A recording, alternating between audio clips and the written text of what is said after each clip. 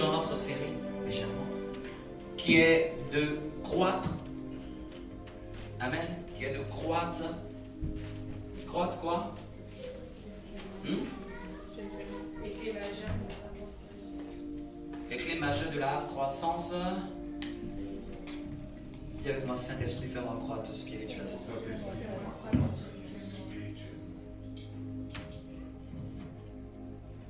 Dis-le encore avec moi, Saint-Esprit, fais-moi croître spirituellement. Dis-le encore avec moi, Saint-Esprit, fais-moi croître spirituellement.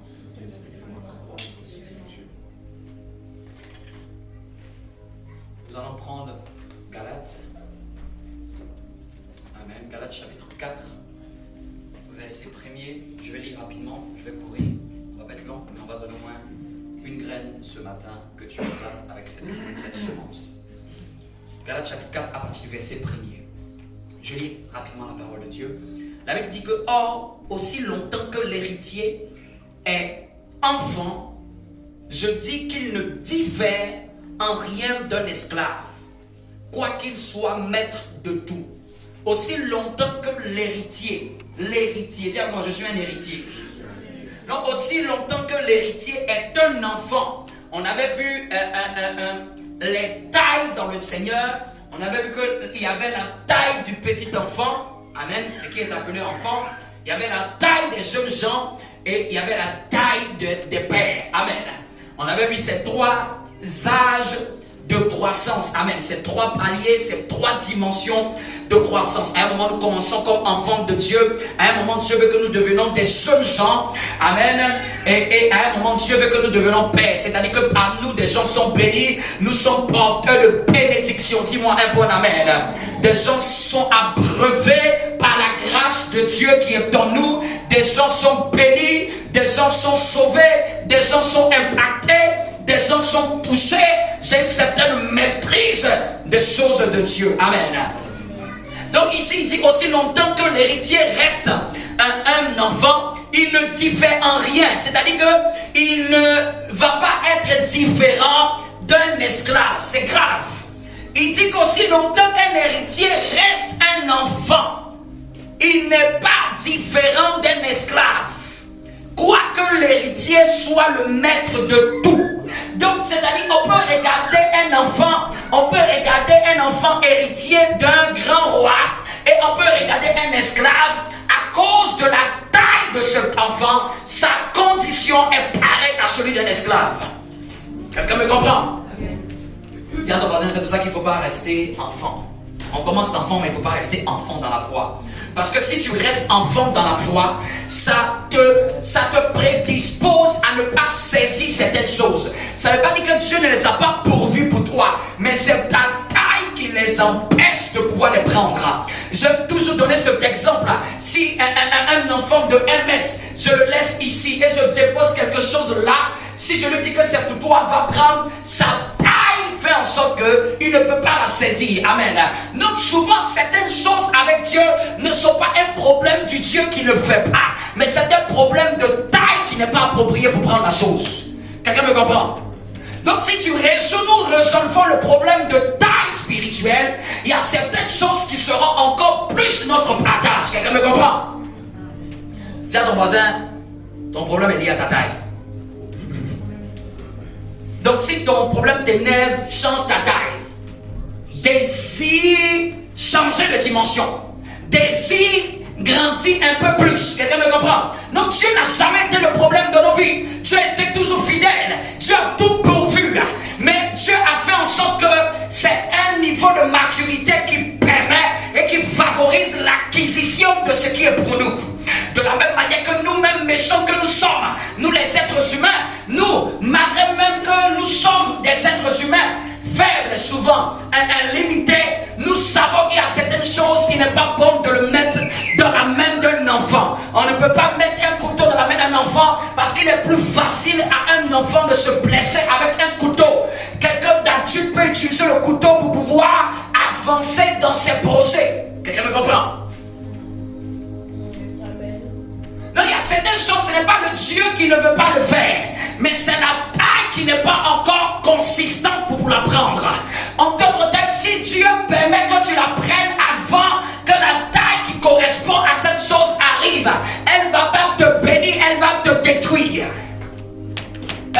venir va nous détruire. Dis avec moi, mon seul problème c'est ma taille. Mon seul problème, c'est ma taille. Mais ça, souvent, nous les chrétiens ne le comprenons pas. Dis à quelqu'un, si ton problème t'énerve, en prends-toi à toi-même. Amen. Il y a un moment, quelqu'un doit comprendre ça. Ce n'est pas un problème de Dieu. Ça n'a jamais été son problème. Dieu est trop sage, trop grand pour nous empêcher de nous visiter. Donc chaque fois que la chose de Dieu n'est pas à notre portée, c'est moi qui dois désirer élever ma main. C'est moi qui dois désirer tendre la main, élever un peu ma taille. Dis avec moi, Saint-Esprit, fais-moi croître. La Bible dit au verset 2, mais il est sous des tuteurs et des administrateurs jusqu'au temps marqué par le Père. Donc Dieu permet que pendant que quelqu'un est enfant, il soit instruit, éduqué, enseigné, pour que finalement un temps marqué, sa capacité à être enseigné, à être instruit dans les choses de Dieu, faut que sa taille va nous permettre de pouvoir saisir les choses qui sont pour lui. Dis avec moi, Seigneur, fais-moi croître. Seigneur, fais-moi croître. Dis encore, Seigneur, fais-moi croître. C'est le Saint-Esprit qui fait croître. Ce n'est pas l'âge dans le Seigneur qui fait croître. Mais pour que le Saint-Esprit puisse faire croître, il faut prendre une décision. Dis avec moi ce matin, il faut que je prenne une décision. Vous savez, je luttais dans mon cœur entre plusieurs messages. Souvent, il peut y avoir beaucoup de choses que Dieu peut mettre dans mon esprit. Et souvent, la complexité, c'est de lutter, savoir qu'est-ce qui est plus approprié aujourd'hui ou la prochaine fois. Ça vient d'une décision. L'un des conseils les plus sages que je peux te donner aujourd'hui, c'est où j'en suis dans mes décisions. À chaque décision, il y aura une opposition. Si je décide, par exemple, de jeûner, la faim, je dois savoir que je vais avoir faim. C'est pas tout genre que j'ai décidé et puis je ne suis pas au courant. Je dois savoir que le fait que je me dis que je vais m'abstenir cette journée-là, je dois être préparé à ce que la faim viendra tester ma décision. Et on grandit par la capacité à être ferme sur des décisions et des convictions. Chaque fois qu'un chrétien mûrit, c'est par sa capacité à être ferme sur des décisions. Ferme sur des convictions. Ça arrive par sa capacité à ne pas aller en deçà ou au-delà de ce qui s'est résolu. Non, pour grandir, ça vient d'une résolution, d'une conviction. Je dois accepter de dire que ça, je ne fais plus ça dans ma vie.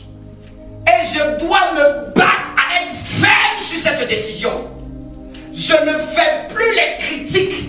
De sorte que quand l'envie de critiquer arrive, je reste ferme sur ces critiques. Je pardonne à tous ceux, bien aimés. Un moment, les choses de Dieu, ça vient d'une décision. Je pardonne à tous ceux qui vont me faire du mal. Si tu n'as jamais décidé ça dans ton cœur, sois-en tranquille. Ça va arriver. Et puis tu vas être surpris.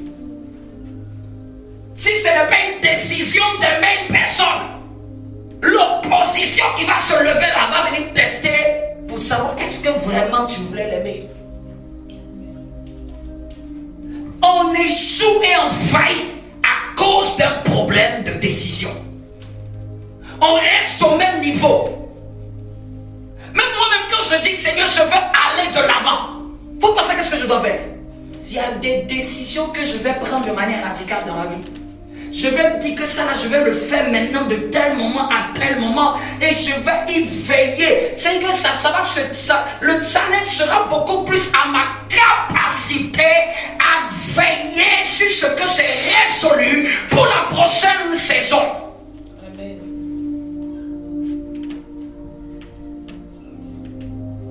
Croire, ça vient d'un désir. On parlait des fruits de l'esprit. Tu dois décider que moi là, je vais être ceci.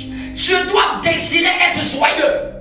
Parce que tous les jours ne seront pas favorables pour que tu sois joyeux. Mais si tu as pris la décision que moi, là, je vais rester joyeux, qu'importe les circonstances, ça fait en sorte que toi et le Saint-Esprit, vous deux, vous êtes des alliés. C'est pas genre, je suis là et puis le Saint-Esprit va tout faire. Il va me mettre à disposition, mais je dois avoir une résolution sur ce qu'il a mis à disposition. On a parlé du fruit de l'esprit. Quelqu'un doit désirer, dire que ça là c'est dans ma vie et rien d'autre. C'est-à-dire que si ce n'est pas quelque chose qui est résolu dans notre cœur, en fait, je veux nous faire comprendre que nous sommes là où nous sommes à cause de ce que nous avons résolu, de ce que nous avons tenu comme conviction. Et ça, tu peux l'appliquer à n'importe quel domaine de ta vie. Chaque fois que quelqu'un doit monter, il doit prendre une résolution. Et puis il doit se battre, il doit s'attendre à ce que Satan va venir tester cette résolution. Parce que Satan, il aime bien ça. Dès que tu résous quelque chose, même les anges, même les démons disent, on va voir qui est cette personne. Est-ce qu'elle a mûri ou est-ce qu'elle a grandi? Comme elle a pris une décision, on va tester cette décision. Ça va être facile. Et c'est là le niveau de la croissance va se voir. C'est là la différence dans les niveaux de croissance vont se voir entre celui qui a tenu ferme. C'est comme par exemple à l'église. Si quelqu'un n'a pas résolu que moi là je dois être à l'heure à l'église, s'il ne se bat pas et que ce n'est pas quelque chose de clair dans son esprit, où il dit que ça doit commencer par ça, qu'il ne se trompe pas, il risque de ne jamais être à l'heure à l'église jusqu'à la fin, jusqu'à ce que Jésus revienne. Tout est une décision. Je dois tenir ferme à une conviction. Si quelqu'un n'a pas résolu, qu'il monte, qu'il pleuve, qu'il neige, qu'il y ait vent, qu'il y ait tempête, que je n'ai pas, je donne mon 10e à Dieu. Je m'en fous. Et si ce n'est pas une conviction ferme, le jour où Satan va venir te dire, aujourd'hui là, il n'y a rien, tu vas faire quoi? Un homme n'est que ce qu'il a résolu dans son cœur. Un homme n'est que mature. Une personne n'a grandi qu'en fonction de la fermeté. Ceux du peuple qui connaîtront Dieu, ils vont agir avec fermeté. C'est-à-dire, ils vont être fermes dans des voies, fermes dans des résolutions, fermes dans des chemins, fermes dans des convictions, fermes dans ce qui bat dans le cœur.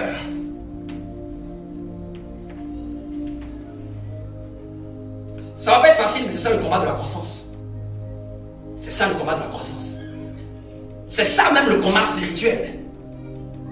Le combat spirituel, c'est pas ça le feu, le feu, le feu. Ça, ce n'est qu'un aspect. Mais le combat spirituel, c'est tu as pris une décision et puis sur ton cœur, il y a une autre pensée qui te dit non, laisse ça. Non, laisse tomber. Non, tu peux voir ça l'année prochaine. C'est là qu'on gagne le combat spirituel. Il y a une pensée qui te dit le contraire. Vous allez voir, chaque fois qu'on prend une résolution, c'est là qu'on doit s'attendre que le contraire va venir s'opposer pour tester. C'est pour ça qu'il dit que si tu dis que tu jeûnes, on ne doit pas être surpris qu'à 14h qu'on a. Parce que souvent, ça nous est tous arrivé, dès qu'on dit on jeûne, et puis on est étonné qu'on a faim. Attends, nous devons être au courant que la faim va venir. J'ai pris une décision, on n'est pas pris au hasard. Si j'ai dit que je ne mange pas, je vais préparer que le premier ennemi qui va venir, c'est le contraire de ce que j'ai résolu. Je ne dois même pas me supposer, mais j'ai faim. Hein? Non, attends, donc tu ne savais pas que quand on prenait la décision, on allait avoir faim. Est-ce que quelqu'un comprend un peu où je veux en venir? Je veux juste dire que chaque fois que je prends une décision, le contraire, je dois m'attendre à ce que le contraire va venir me tester.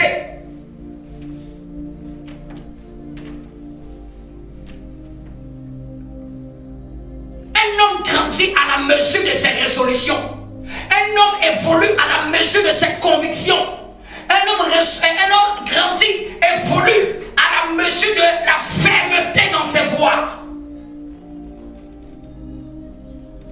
pour ça que même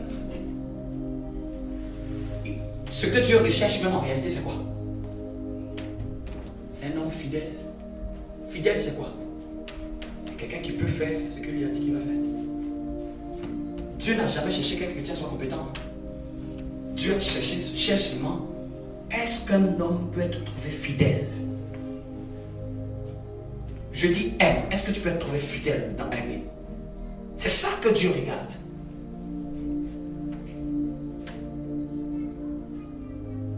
Je dis, pardonne, est-ce que tu peux être fidèle à cette parole? Parce qu'on dit seulement, on adore en esprit. Là, on a adoré en esprit, mais l'adoration ne s'arrête pas en esprit. L'adoration aussi va et switch pour aller en vérité, n'est-ce pas?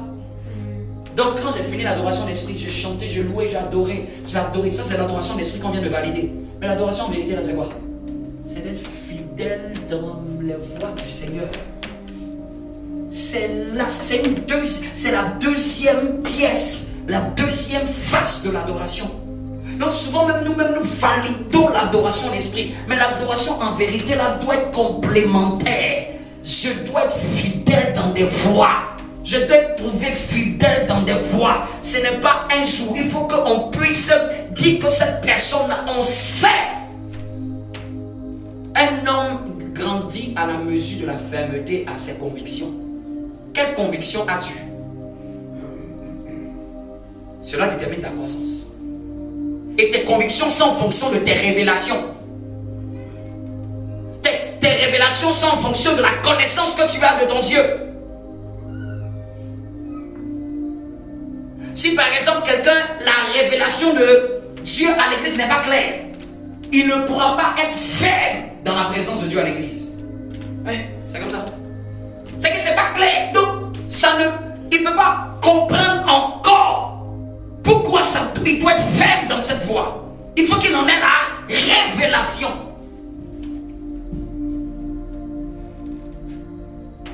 Donc notre vie est bâtie de, au fur et à mesure qu'on monte, résolution, conviction, décision. Pour être un meilleur employé, ça vient d'une décision.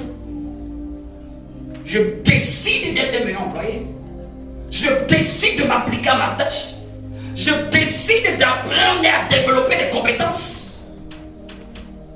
Et puis finalement, on n'est pas surpris, la personne est le meilleur employé de l'année. Parce que la personne a décidé d'être la personne qu'elle veut être. Et elle s'y est attachée à cette conviction. Dis avec moi, c'est une grande clé pour grandir. C'est une clé pour nous tous. Parce que je me questionne, chaque fois de là où je suis, c'est venu parce qu'à chaque fois j'ai compris quelque chose et je me suis mis à tenir ferme à cette résolution. Je l'ai comprise et je l'ai acquise. C'est devenu participant de moi. C'est devenu quelque chose de moi. Par exemple, quand cette année a commencé, j'ai pris une décision. J'ai dit je ne bois plus de jus uniquement que exceptionnellement.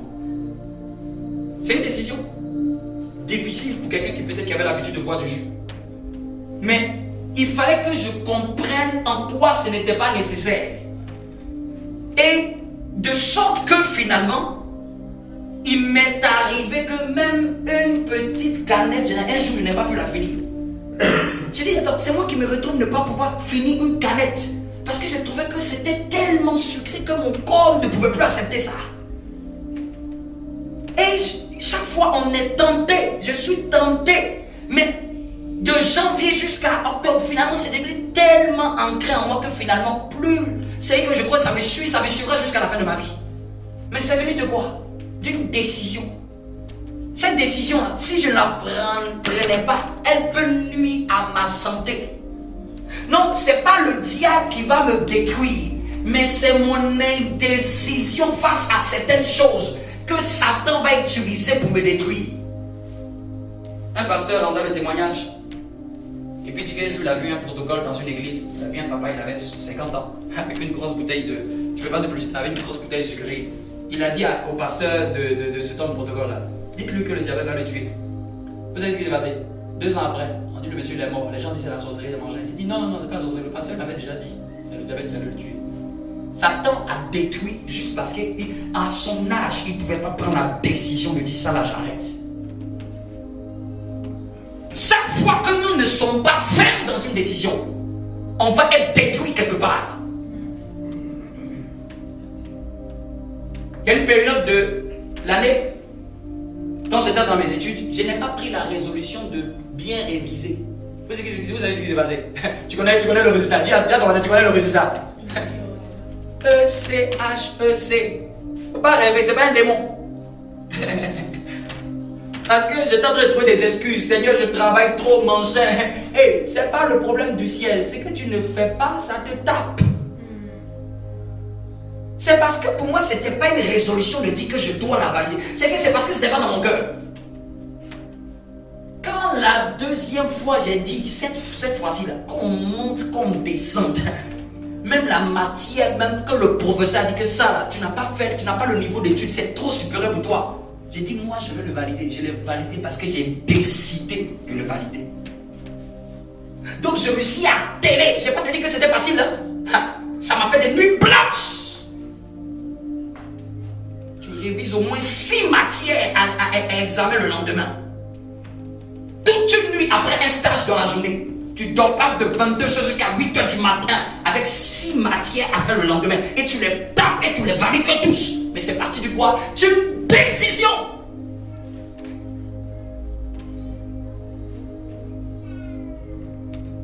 Je ne suis pas avec ma femme parce que seulement elle a les beaux yeux. J'ai décidé de l'aimer et je vais rester ferme à cette décision. C'est tout. C'est comme ça qu'on fait pour rester dans un mariage. Toutes les choses que les gens racontent, c'est des bêtises. Si tu décides d'être avec quelqu'un, tu vas rester avec la personne. C'est si tu as déjà quelque chose qui avait résolu dans ton cœur. Amen. Maintenant, si tu estimes que tu es rentré dans un mariage qui était bizarre, hey, tu as décidé à ce que ton Jésus que tu dis que tu connais, là, qui change les vies, là, s'il ne peut pas le prouver dans ton mariage, c'est dans qui il va le prouver? Quelqu'un me comprend un peu? Non, même je donne ça même à des personnes qui disent non, mais Seigneur, je n'ai pas fait, et puis je suis rentré. Si tu es rentré là, ton Jésus qui change les vies, là, pourquoi il ne peut pas changer le conjoint qui est là? Voici le premier cas d'école, voici le premier test. Les chrétiens sont des fuyards. David, Goliath, il a pris la décision de le tuer. Qu'est-ce qu'on donne à celui qui le tue? Il a résolu dans son cœur. Paf, il a été promu. Tu prends la décision de parler anglais, tu vas apprendre à parler anglais. Tu prends pas la décision, elle ne viendra jamais, même si tu pries en langue. Je sais pas ce qu'elle me comprend. On grandit à la mesure. Il y a un texte qui vient dans mon esprit, Esaïe chapitre 1, verset 69. Vraiment, c'est ce qui est dans mon cœur que je te partage ce matin. La puissance de la décision pour grandir.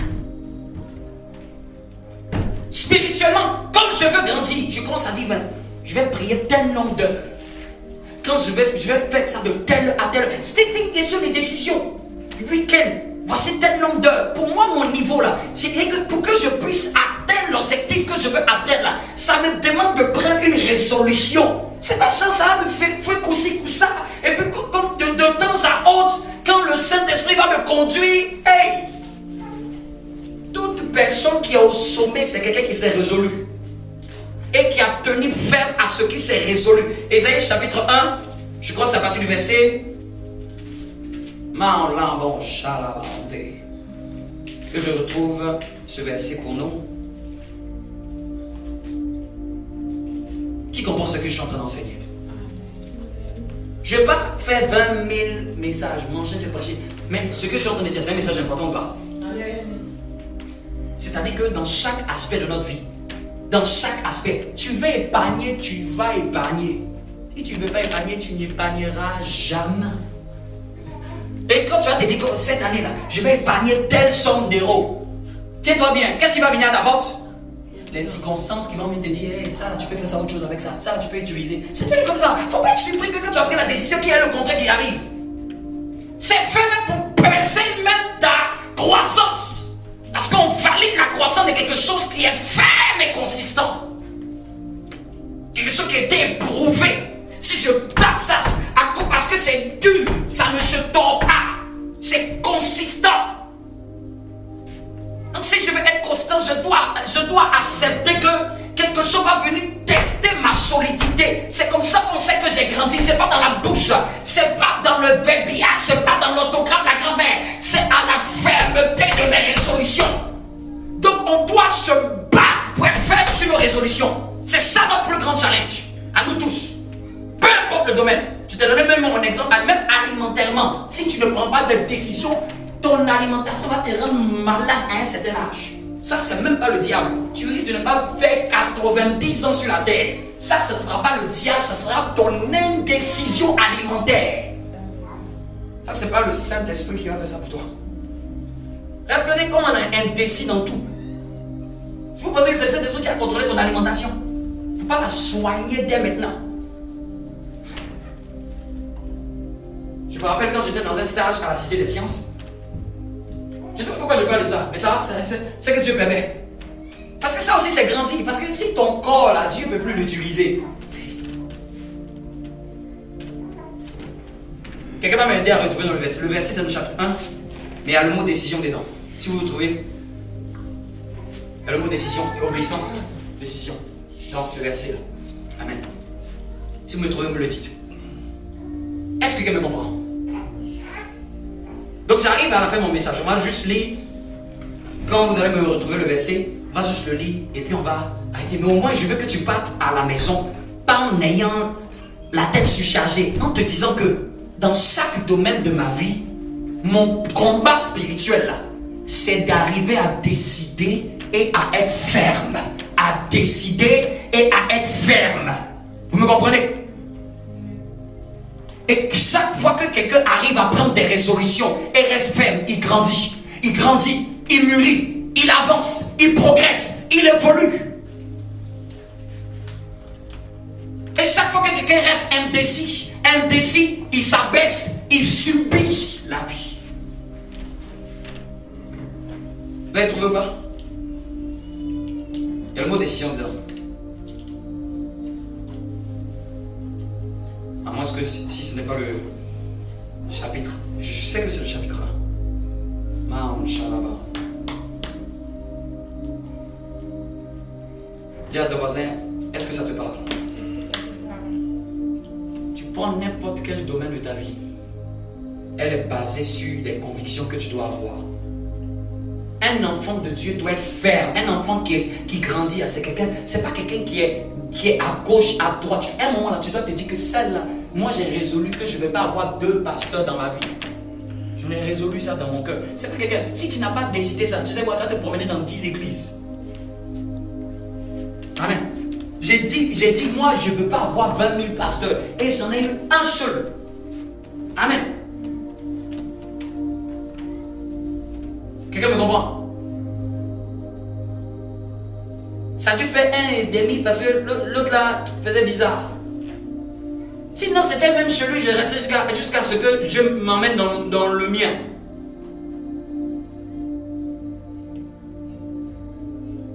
Est-ce que quelqu'un me comprend?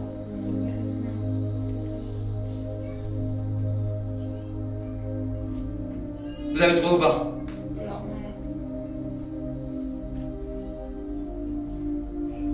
Malheureusement, on ne savait plus.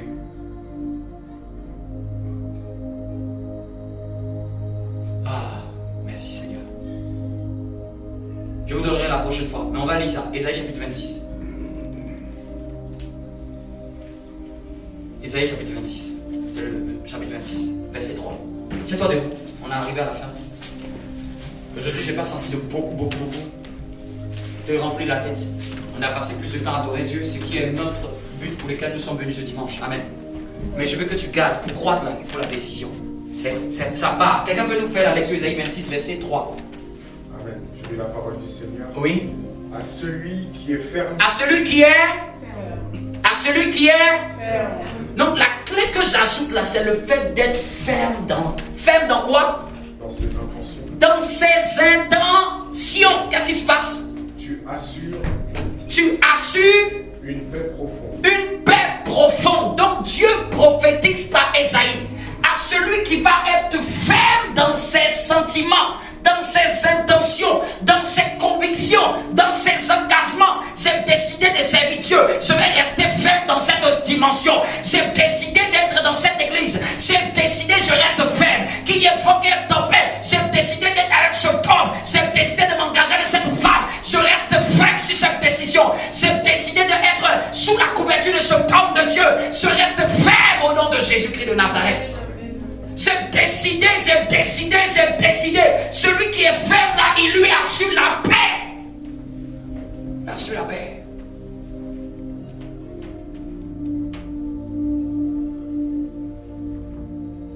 À celui qui est ferme dans ses sentiments. Une autre version, dans ses sentiments. Martin's Bible dit que une délibération arrêtée, que tu conserveras la vraie paix. Quand on se confie en toi, tu garderas, David dit, tu garderas dans une paix parfaite l'esprit qui s'appuie sur toi quand il se confie en toi. Celui qui est ferme dans ses voies. Et vous allez voir ces mots-là, ça revient beaucoup dans la Bible. Ferme dans ses voies, ferme dans ses pas, ferme dans ses résolutions, ferme à ma parole, ferme à mes engagements. Celui-là, Dieu appela celui-là, mais il restait ferme devant les voies de l'Éternel. Il restait ferme. Dieu n'aime pas ce qui vacille. Dans notre plus grande correction sur notre crise d'immaturité, doit venir d'une volonté de dire ça là, plus jamais, et ça va être mon combat spirituel. Parce que souvent on chasse des esprits, mais pour l'instant, pour lesquels même on ne le connaît même pas. Quand tu es ferme, même un esprit ne peut plus t'avoir. Quand il vient, il dit, j'ai trouvé quelqu'un de mature. Et c'est là que tu dis, Seigneur, aide, tu pries, aide-moi ferme dans cette voie, ferme dans cet engagement. C'est ça que même dans la Bible on dit que celui qui fait un vœu à l'Éternel, là, qui n'oublie pas son vœu. Pourquoi? C'est le fait que la personne a résolu quelque chose, puis après se désengage. Prie avec moi. Aidez-moi dans cet esprit. Donne-moi de prendre des décisions fermes pour grandir. Que au moins tu répartes avec cette parole ce matin. On va prendre la Saint-Esprit de Dieu.